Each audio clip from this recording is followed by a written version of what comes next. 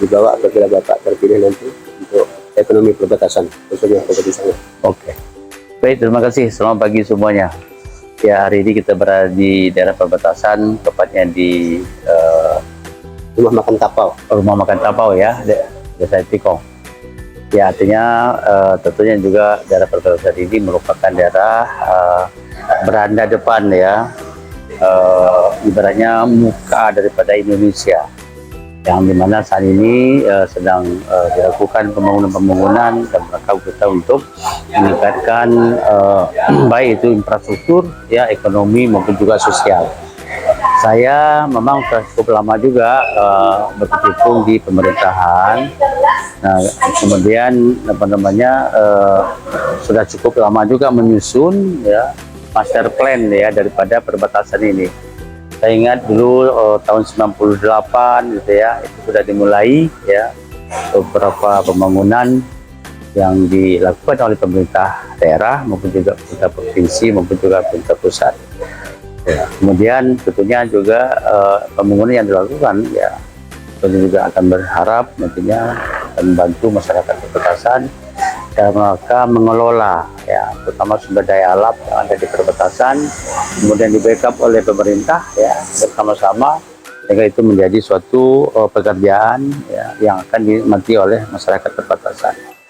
Nah, kalau kita bicara dari sisi master plan ya, memang kita daerah perbatasan ini sudah kita mapping gitu ya dengan pembangunan, termasuk juga bagaimana kita menarik perhatian ya masyarakat Sarawak, kucing Sarawak misalnya, untuk bisa datang ke Indonesia. Nah, dengan maksud supaya mereka juga mau berbelanja ke tempat kita ini, tentunya semua yang terkait dengan sumber daya yang ada ya itu perlu disiapkan. Nah, terutama yang terkait dengan bagaimana kita menyiapkan ya UMKM ya, kemudian juga beberapa sarana-prasarana lainnya, semoga mereka ini mau berkunjung ke daerah perbatasan. Nah, kita tahu, ingat dulu di tahun 98 ya, zamannya Krismon, orang Malaysia dengan senang hati ya berada di tempat kita ini untuk berbelanja. Tapi dengan seiring dengan aturan-aturan yang harus kita laksanakan ataupun kita harus ikuti ya, sehingga yang namanya tadinya mereka lebih leluasa berbelanja ke Indonesia. Nah, saat itu diberlakukan bahwa setiap yang datang harus menggunakan paspor ya kan.